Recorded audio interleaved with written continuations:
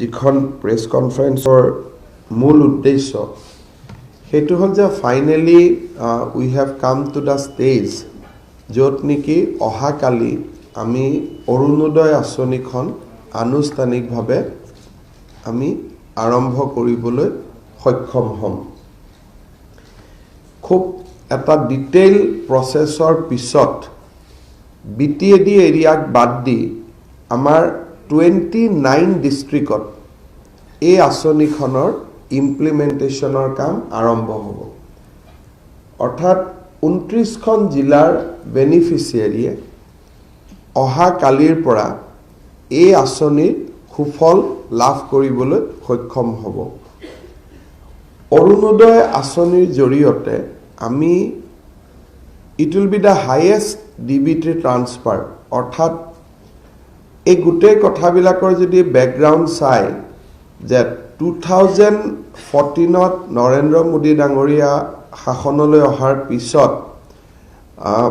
বেংকত বা ফাইনেন্সিয়েল ইনক্লুশ্যনত এটা ৰিভলিউশ্যন হৈছিলে। অৰ্থাৎ সকলোৱে জনধন যোজনাৰ একাউণ্ট খুলিলে আৰু বিভিন্ন ধৰণৰ বেংক একাউণ্ট আৰু ফাইনেন্সিয়েল ইনক্লুশ্যন অসমত এটা ডাঙৰ প্ৰগ্ৰাম ষ্টাৰ্ট হ'ল। যেতিয়া বেংক একাউণ্ট খুলিলে তেতিয়া গভৰ্ণমেণ্টৰ ওচৰত এটা সুবিধা আহিলে যে মধ্যভোগী, মই নিগেটিভ চেন্সত কোৱা নাই, নে পজিটিভ চেন্স, যে চৰকাৰে কিবা এটা উপকাৰ বা কিবা এটা আঁচনি ৰাইজক দিব খোজে, বাট ৰাইজক দিবৰ কাৰণে সদায় আমি কাৰোবাৰ থ্ৰু দি যাব লাগিছিল। Either district administration or department or NGO or individual, কাৰোবাৰ থ্ৰু দি আমি যাব লাগিছিল। So' there was a leakage on the process. So' এই প্ৰচেছটো আৰু বেছি ট্ৰান্সপাৰেণ্ট বা স্বচ্ছ নিকা কৰিবৰ কাৰণে DBTৰ কনচেপ্ট এটা আৰম্ভ হৈছিল যে why not transfer the amount to the bank account of the beneficiary directly. অসমত জননী সুৰক্ষা যোজনাই কওক, স্কলাৰশ্বিপে কওক, বিভিন্ন ধৰণৰ আঁচনি আমি DBT মোডত কৰি আছিলোঁ in a small manner and staggered manner. ক'ৰবাত হয়তো কোনোবা জিলাত কোনোবা ব্লকত লাইক ডেট। তাৰপিছত অলপ ইউনিভাৰ্চেলাইজেশ্যন হ'ল, যেতিয়া বৃদ্ধ পেঞ্চনবিলাক আমি DBT কৰা আৰম্ভ কৰিলোঁ, বিধৱা পেঞ্চনবিলাক DBT কৰা আৰম্ভ কৰিলোঁ। চ' লাহে লাহে এই DBTৰ প্লেটফৰ্মখন টনকিয়াল হৈ গৈ থাকিল। জনধন যোজনা আৰু DBT এই দুইটা প্লেটফৰ্মৰ এটা সুন্দৰ ব্যৱহাৰৰ জৰিয়তে আমি অৰুণোদয় আঁচনিখনৰ সিদ্ধান্ত লৈছিলোঁ যে আমি অৰুণোদয় আঁচনি কৰিম আৰু 22 লাখ পৰিয়াললৈকে আমি মাহত 830 টকা ডিৰেক্টলি ট্ৰান্সফাৰ কৰিম। বাজেটত আমি কৈছিলোঁ যে 430 টকা তেওঁলোকৰ হেল্থ ঔষধ পাতি কিনিবৰ কাৰণে আমি এটা ভাগ কৰি দিছিলোঁ যে এই 830 টকা কেনেকৈ ব্যৱহৃত হ'ব। 400 টকা মেডিচিনৰ কাৰণে, চাউল চৰকাৰে বিনামূলীয়াকৈ দিয়ে, চাউলৰ চিন্তা নাই। নেক্সট আমি কৈছিলোঁ যে 200 টকা 4 কেজি দালিৰ কাৰণে, বিনামূলীয়া চাউল হ'ল। 200 টকা আমি দিলোঁ যে তোমালোকে 5 কেজি ফেমিলিটো দালি কিনিবা এট এ কষ্ট অফ 50%। ঠিক তেনেকৈ আমি ক'লোঁ যে তোমালোকে চেনি কিনিবা at the cost of 50%, 5 KG 80 টকা। শেষত যি 150 টকা বাচি গ'ল সেই 150 টকা দি আমি ফ্ৰুটছ বা আন তেওঁলোকক কিনিবৰ কাৰণে পৰামৰ্শ দিলোঁ। চ' টোটেল আমাৰ আহি গ'ল 830 ৰুপিজ। এতিয়া আমাৰ ডিষ্ট্ৰিক্ট এডমিনিষ্ট্ৰেশ্যনৰ লগত আমি এটা বহুত ডাঙৰ এক্সাৰচাইজ কৰাৰ পিছত লাষ্ট 2.5 মাহ ধৰি 18.20 লাখ বেনিফিচিয়াৰী আমি ফাইনেলি চিলেক্ট কৰিব পাৰিলোঁ। 18,20,000। কিয় ইয়াত BTADৰ বেনিফিচিয়াৰীখিনি আমি এতিয়ালৈকে চিলেক্ট কৰা নাই because of the model code of conduct. 18,20,000 beneficiary একাউণ্টত যোৱা 7 দিনত আমি পেনি ট্ৰান্সফাৰ অৰ্থাৎ এটকা আমি ট্ৰান্সফাৰ কৰি চাইছিলোঁ তেতিয়া আমি দেখিলোঁ যে 17.6 লাখ একাউণ্ট কাম কৰি আছে এক্টিভ যেটা এটকাটো তাত গৈ সোমাইছে সো বেসিক্যালি 3.5% বেনিফিচিয়াৰী যেটো আমি 18 লাখ 20 পৰা 16 লাখ 60 যদি বাদ দিয়ে 60,000 বেনিফিচিয়াৰী একাউণ্টটো কিবা প্ৰবলেম আছে আমি তাক ৰিভেলিডেট কৰিবৰ কাৰণে আমি পঠিয়াই দিছো অলৰেডি এসএমএস যোগে এই 18 লাখ মানুহৰ এসএমএস লৈকে মেছেজ গল যে আপুনি অৰুণোদয় বেনিফিচিয়াৰীৰ বাবে নিৰ্বাচিত হৈছে অহাকালি মাননীয় মুখ্যমন্ত্ৰী ডাঙৰীয়াই আমিনগাঁও পেৰেড গ্ৰাউণ্ডৰ পৰা এই অৰুণোদয় আঁচনিখনৰ শুভাৰম্ভণি কৰিব অহাকালি আমি যেটো পুঁজি দিম বেসিক্যালি এটো আমি নৱেম্বৰ মাহৰ পুঁজি দিম তাৰনে they are entitlement of the month of November গটিকে ডিসেম্বৰতে তেওঁলোকে দুবাৰ পইচা পাব 1 তাৰিখে 830 টকা পাব কিন্তু ডিসেম্বৰত যেটো পাব লগা পইচা সেইটো আমি সদায় মাহৰ শেষত দিম সেই হিচাপৰ পৰা তেওঁলোকে 26 তাৰিখে আৰু এটা পইচা পাব তাৰ পিছত প্ৰত্যেক মাহৰ শেষৰ সপ্তাহত তেওঁলোকে 830 টকাটো পাই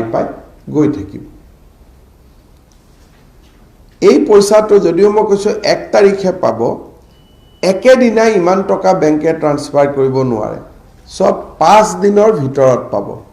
1 তাৰিখৰ পৰা 6 তাৰিখ প্ৰত্যেক দিনাই 3 লাখৰ বেটছত গৈ থাকিব 1ৰ পৰা 6 তাৰিখৰ ভিতৰত একাউণ্টত পুঁজিটো জমা হ'ব ঠিক তেনেকে 26ৰ পৰা 31 তাৰিখৰ ভিতৰত জমা হ'ব ডিসেম্বৰত জানুৱাৰী টু 26ৰ পৰা 31 ফেব্ৰুৱাৰী 22ৰ পৰা 28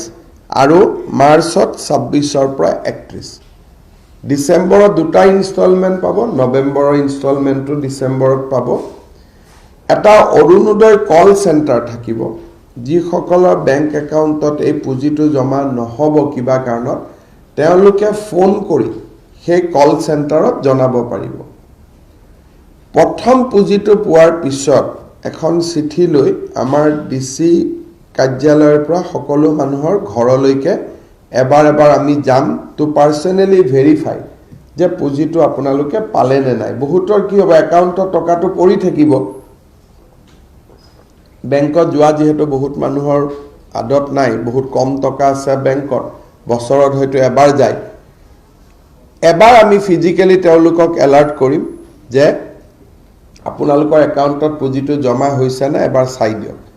আৰু এবাৰ যদি গম পায় তেতিয়ালে আৰু ভৱিষ্যতে আৰু মানুহখিনি বেংকত অহা যোৱাটা সদায় কৰি থাকিব সো পাৰ মান্থত আমাক কিমান টকা লাগিব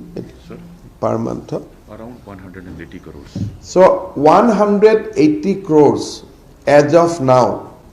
আমাৰ এনে 200 কোটি লাগে বিটিএডিৰ বেনিফিচিয়াৰী খিনি যোগ নোহোৱা কাৰণে 180 crores rupees আমি পাৰ মান্থত এই 22 লাখ পৰিয়াল আজি দিনত যেটো 18 লাখ 20 পিছত 22 লাখ হ'ব 22 লাখ পৰিয়াললৈকে আমাৰ এই পুঁজিটো ট্ৰান্সফাৰ হ'ব আৰু 200 কোটি টকা আমাক প্ৰতি মাহত লাগিব সো ৰাজ্য চৰকাৰৰ বাৰ্ষিক বাজেটৰ পৰা 2400 কোটি টকা প্ৰতি বছৰে এই আঁচনিৰ বাবে ব্যয় কৰা হ'ব আৰু সেই দৃষ্টিকোণৰ পৰা স্বাধীনোত্তৰ অসমত এইটোৱে আটাইতকৈ ষ্টেট গভৰ্ণমেণ্টে লোৱা ডাঙৰ স্কিম ইয়াৰ আগতে আমি ইমান ডাঙৰ স্কিম কেতিয়াও লোৱা আমাৰ আমি লোৱাও নাছিলো বা ইমান ডাঙৰ স্কিম আমাৰ কৰাৰ অভ্যাসও নাছিলে so from every angle tomorrow is a big day for the government of Assam যে আমাৰ মেচিনাৰীটোৱে আঢ়ৈ মাহত এই গুটে অৰুণোদয় আঁচনিখন খুব ধুনীয়া কৰি আমি বেনিফিচিয়াৰী সিলেক্ট কৰিলো বহুত বেছি গণ্ডগোলো হোৱা নাই ফাইনেন্স ডিপাৰ্টমেণ্ট এটা ৰবাস্ট কম্পিউটাৰ প্লেটফৰ্ম বনাইছে অৰুণোদয় যাৰ জৰিয়তে আমি মানুহখিনিক প্ৰতি মাহত আমি পুঁজিটো দি থাকিব পাৰিম আৰু ডেট এণ্ড টাইম ফিক্স যে এইটো ডেটতে আপোনালোকে টকাটো পাব যেনেকৈ দৰমহা সময়ত গৈ পায় এই পুঁজিটো সময়ত গৈ পাব পৰৱৰ্তী সময়ত আমি ভাবোঁ যে আৰু 8 লাখ বেনিফিচিয়াৰী যদি আমি ইনক্লুড কৰিব পাৰোঁ along with our financial situation তেতিয়াহ'লে মোষ্টলি নিম্ন মধ্যবিত্ত আৰু দুখীয়া প্ৰতিটো পৰিয়ালে আঁচনিৰ ভিতৰত ইনক্লুড আহি যাব কিন্তু আজি আমাৰ আৰ্থিক অসুবিধাৰ কাৰণে আমি 30 লাখলৈকে যাব পৰা নাই কিন্তু পৰৱৰ্তী পৰ্যায়ত ডেফিনেটলি গভৰ্ণমেণ্টৰ এইটো টাৰ্গেট থাকিব টু ৰিচ 30 lakhs বেনিফিচিয়াৰী আজি we are starting with 18.20 BTAD election হৈ যোৱাৰ লগে লগে 22 হ'বগৈ this is what we have plan as of now গতিকে আপোনালোকক হেণ্ড আউট এটা আমি দিছোঁ আৰু মই আগতে কোৱাৰ দৰে যে ষ্টেট গভৰ্ণমেণ্টে ইমান ডাঙৰ স্কিম আগতে কেতিয়াও লোৱা নাই কৰা নাই এইটো প্ৰথম হ'ব ইয়াত এটা প্ৰত্যেক বছৰত এটা মাহত অৰুণোদয় মাহ হিচাপে আমি পালন কৰিম য'ত মানুহে এক্সিট ৰুট পাব অৰ্থাৎ অৰুণোদয় লগো প্ৰত্যেক ঘৰত আমি লগাম কিছুমানৰ ঘৰত চাকৰি হৈ গ'ল কিছুমানে এখন ট্ৰেক্টৰ কিনি ল'লে চ' আমি এক্সিট ৰুটো মানুহখিনিক দিম যে মই অৰুণোদয়ৰ পৰা এতিয়া ওলাই আহিব খোজোঁ এইটো নহয় যে একেবোৰ মানুহে সদায় অৰুণোদয় পাই থাকিব বছৰৰ এটা মাহত অৰুণোদয় ছাৰ্ভে হ'ব আৰু they will get exit root তেওঁলোকে ওলাই আহিব পাৰিব আৰু কোনো চৰকাৰী চাকৰিয়াল থকা ফেমিলি বা চৰকাৰী চাকৰিয়ালে যদি অৰুণোদয় আঁচনি লয় সিমান টকা তেওঁ দৰমহাৰ পৰা কাটি লোৱা হ'ব সেইকাৰণে কোনোবা যদি আমাৰ যেতিয়া কল চেণ্টাৰ হৈ যাব অৰুণোদয় আঁচনিত যদি চৰকাৰী কৰ্মচাৰীয়ে বেনিফিচিয়াৰী হিচাপে সোমাইছে বা ফেমিলি সোমাইছে সেইটো আমাক ইনফৰ্ম কৰিব পাৰিব কাৰণ দুবাৰ দৰমহা দিয়াটো নিয়ম নহয় গভৰ্ণমেণ্টত উই কেনট পে চেলাৰী 2 টাইমছ যে এবাৰ অৰুণোদয় জৰিয়তে দিলোঁ এবাৰ নিজৰ পে বিলত দিলোঁ গতিকে সেই এটা দৃষ্টিভংগী থাকিব গতিকে এইটো নহয় যে আজি কৰবাত যদি কোনোবা বেনিফিচিয়াৰী পাব নলগা বেনিফিচিয়াৰী পাইছেও ইয়াত চিন্তা কৰিবলগীয়া একো নাই কাৰণ তেওঁলোকক উলিয়াই দিয়া বা নিজে ওলাই যোৱা দুইটা ব্যৱস্থা এই আঁচনিখনত ৰখা হৈছে পেঞ্চনেও নাপাব নোপোৱা লিষ্টখন আছে পেঞ্চন যাৰ ঘৰত গাড়ী আছে ফ্ৰিজ আছে ট্ৰেক্টৰ আছে ডেট লিষ্ট ইজ আপোনালোকৰ হেণ্ড আউটটোত আমি দি দিছোঁ Eligible and ineligible. হা চাকৰিয়াল থকা ঘৰ বুলি ক'লে হিজ ক্লজেষ্ট ফেমিলি বুজাব খুৰাকৰ ঘৰৰ কথা নাই বৰদেউতাকৰ ঘৰ কথা নাই ভায়েক যদি বেলেগ হৈ বিয়া বাৰু হৈ আছে বেলেগ কথা ডিপেণ্ডেণ্ট ফেমিলিটোৱে নাপায় পাব সেইটোৰ লগত কোনো কথা নাই অলৰেডি বেনিফিচিয়াৰী চিলেকশ্যন হৈ গ'ল এই প্ৰক্ৰিয়াটোৰ পৰা আমি পাৰ হৈ আহিলোঁ এতিয়া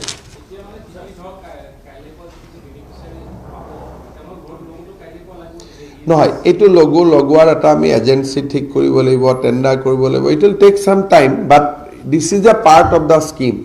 যে প্ৰত্যেক অৰুণোদয় পৰিয়াল বুলি আমি এটা কনচেপ্ট কৰিছোঁ যে এই মানুহখিনি দে আৰ মেম্বাৰ অফ অৰুণোদয় পৰিয়াল গতিকে সকলোৰে ঘৰত লাগিব এটা লগো য'ত লিখা থাকিব অৰুণোদয় পৰিয়াল চ' এই লগোটো আমি সকলোৰে ঘৰত লগাম যাতে ভৱিষ্যতে আমি কিবা আঁচনি আহিলে যে অৰুণোদয় বেনিফিচিয়াৰীক দিয়া হ'ব আৰু টিলেকশ্যনৰ কথা নাই ইট ইজ ৰেডিমেড চিলেক্টেড পিপল এই বস্তুটো নহ'লে সদায় চিলেকশ্যন কৰোঁতে বহুত সময় গৈ থাকে গতিকে এইটো এটা যাতে অনগোয়িং প্ৰচেছ হয় families are non families are selected আৰু 8 লাখ যদি আমি কিবা কৰিব পাৰোঁ তেতিয়াহ'লে প্ৰত্যেক ঘৰ মানুহে ইনক্লুড হৈ যাব দুখীয়া মানুহ নেক্সট ইয়াৰ বাজেটত আমি চাব লাগিব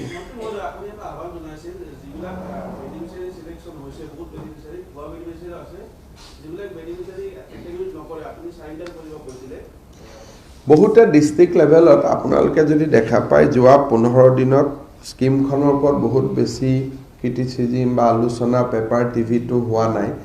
আৰু লগতো লাগি যোৱাৰ পিছত পাব্লিকে নিজে এক্সিট কৰাই দিব নহয় যে মানুহজনে পাব নালাগে বুলি মই এপিল কৰাৰ পিছত কিছু মানুহে নিজে বাদ দিলে কিছু সিলেকশন প্ৰসেছত বাদ পৰিলে কিন্তু তাৰ মাজতো লিকেজ থাকিব কিন্তু যেতিয়া সকলোৰে ঘৰতে লগতো লাগি যাব কোনোবা ধনী মানুহৰ ঘৰত যেতিয়া লগো লাগিব তেতিয়া লগে লগে তেওঁটো এক্সিট কৰিব লাগিব সময় লাগিব এতিয়া আপোনালোকে এইটো হল এটা পাৰ্মানেন্ট স্কিম গতিকে বহুত মাহ দিন নেগেটিভ কথা ধৰা নাই এতিয়া প্ৰথম দিনটো ধৰিছো যে অহাকালি ভালে ভালে পুঁজিটো ট্ৰান্সফাৰ হ'ব লাগে ফাৰ্স্ট ইনষ্টলমেন্ট কাৰণ এতিয়া আপুনি যদি বাকি কামবিলাক মনোনিবেশ কৰে তেলে স্কিমটো লঞ্চ নহব নহয় গতিকে কালি যাতে স্কিমটো ভালে ভালে লঞ্চ হয় দ্যাট ইজ দা প্ৰায়োৰিটি বাকি এই গুটেইবিলাক আমাৰ স্কিমতে লিখা আছে আৰু এইবিলাক কৰিবৰ কাৰণে ডিসি সকলক আমি টকা পইচাৰো যোগান ধৰিছো ভলেন্টিয়াৰ লগোৱা কিবা লগোৱা so this is a part of ongoing process তেওঁলোকে কৰি থাকিব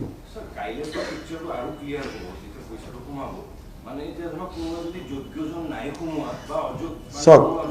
প্ৰথম কথা যে মানে মোৰ কামটো হল যে ডিসিয়ে যাক বেনিফিচিয়াৰি দিছে তালৈকে পুঁজিটো পঠোৱা হেতু হল বিত্ত বিভাগৰ ভূমিকা এতিয়া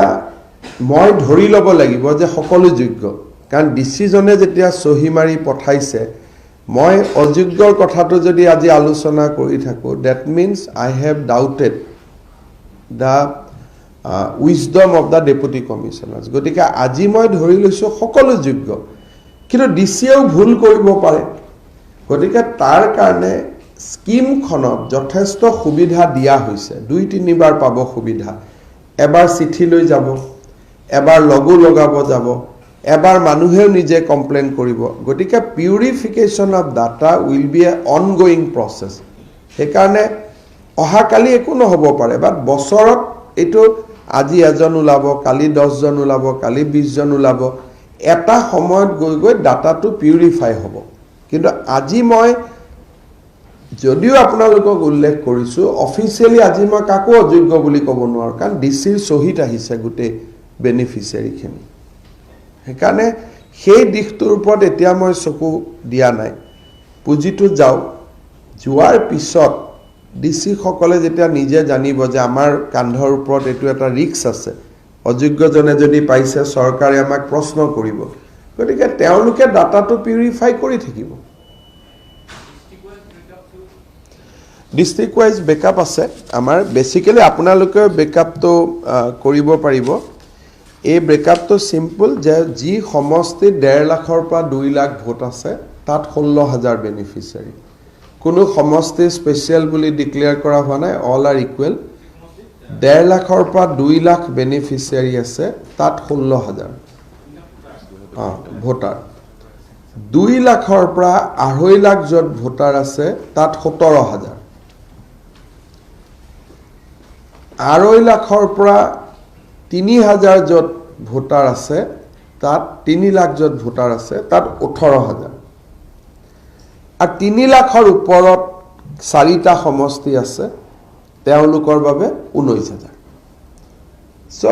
এভাৰেজ 80টা সমষ্টিত 16000 কৈ পাইছে আৰু এইটো এটা বিশেষত্ব যে এই বেনিফিচিয়াৰি সমানে দিয়া হৈছে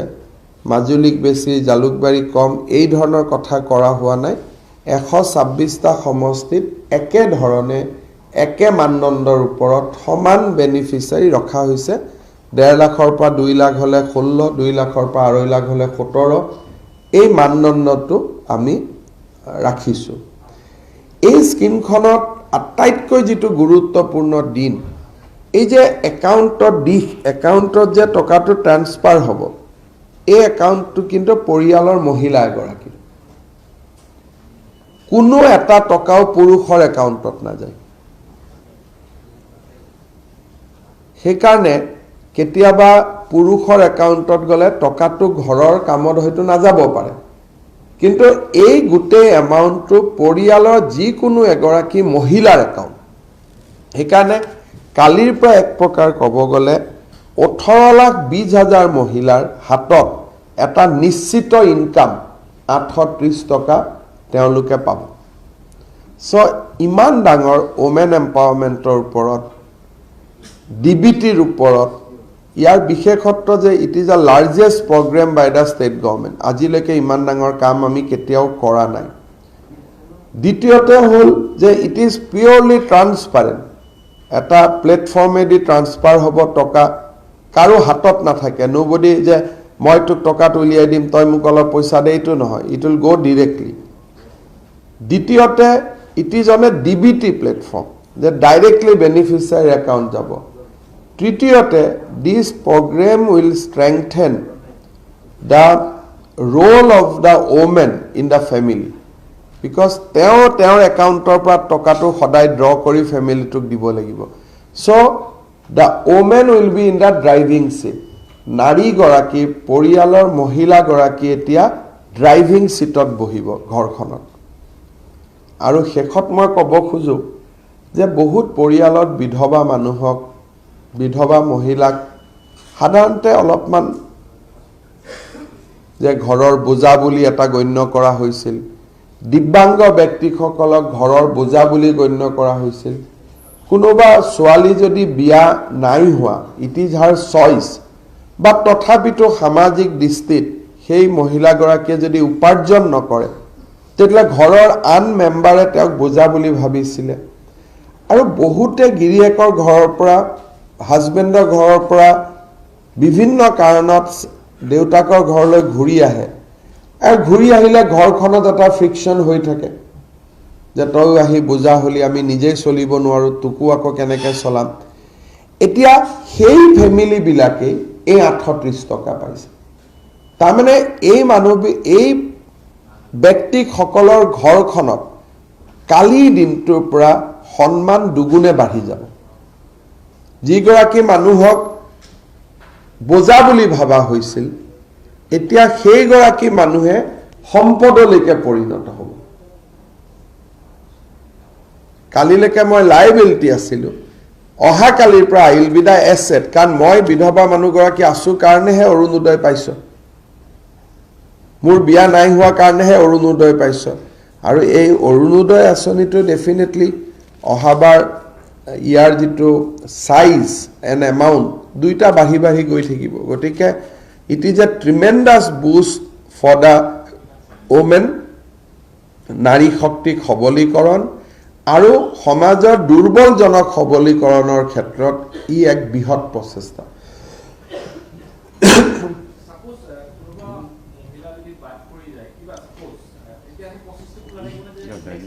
ইয়াত হৈছে কি যে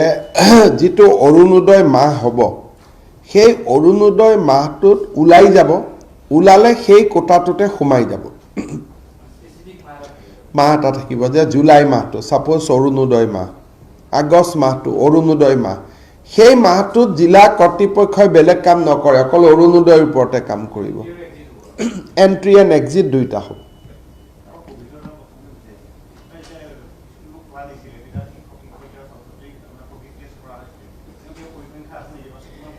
আমাৰ কোনো ডিজাষ্টাৰ্ছ নাই কাছাৰত দুজন শিক্ষক পাইছিলোঁ তাৰ বাদে বহুত বেছি তেনেকুৱা কোনো ডেটা আমাৰ ওচৰত অহা নাই কাৰণ তেনেকুৱা কোনো ঘটনা হোৱা নাই নাই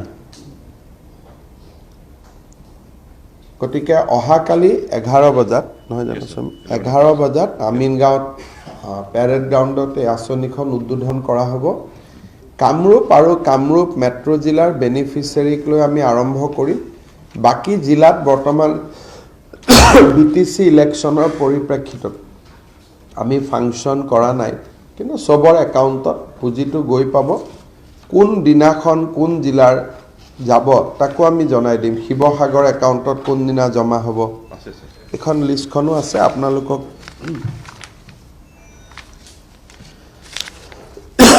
মাহৰ প্ৰথম দিনা সদায় কামৰূপ মেট্ৰৰ কামৰূপত যাব অহাকালি মানে ডিসেম্বৰ 1 ডিসেম্বৰ 2ত যাব সাউথ সালমাৰা ধুবুৰী গোৱালপাৰা বঙাইগাঁও বৰপেটা নলবাৰী দৰং মৰিগাঁও নগাঁও ডিসেম্বৰ 3ত যাব কাৰ্বি আলং, হোজাই, ৱেষ্ট কাৰ্বি আলং, ডিমা হাছাও, কাছাৰ, কৰিমগঞ্জ, হাইলাকান্দি, শোণিতপুৰ, বিশ্বনাথ। ডে 4ত যাব তিনিচুকীয়া, ডিব্ৰুগড়, চৰাইদেউ, মাজুলী, লখিমপুৰ, ধেমাজি, শিৱসাগৰ, গোলাঘাট, যোৰহাট। 26ৰ পৰা 31 হ'লেও এইটো ফৰ্মেটতে গৈ থাকিব। আৰু কেতিয়াবা আপোনালোকক আমি দেখুৱাম কেনেকৈ টকাটো আমাৰ প্লেটফৰ্মটো কি ধৰণে আমি কৰিছোঁ, হাউ উই ট্ৰান্সফাৰ দ্য এমাউণ্ট। E-Kuber. এটা আমাৰ কুবেৰ বুলি ছফ্টৱেৰ আছে, তাৰ থ্ৰুদি ই ওলাই গুচি যাব। ট্ৰান্সফাৰ কৰোঁতে আমি 20 মিনিট, কিমান মিনিট লাগিব? So 5 minutes for 5 minute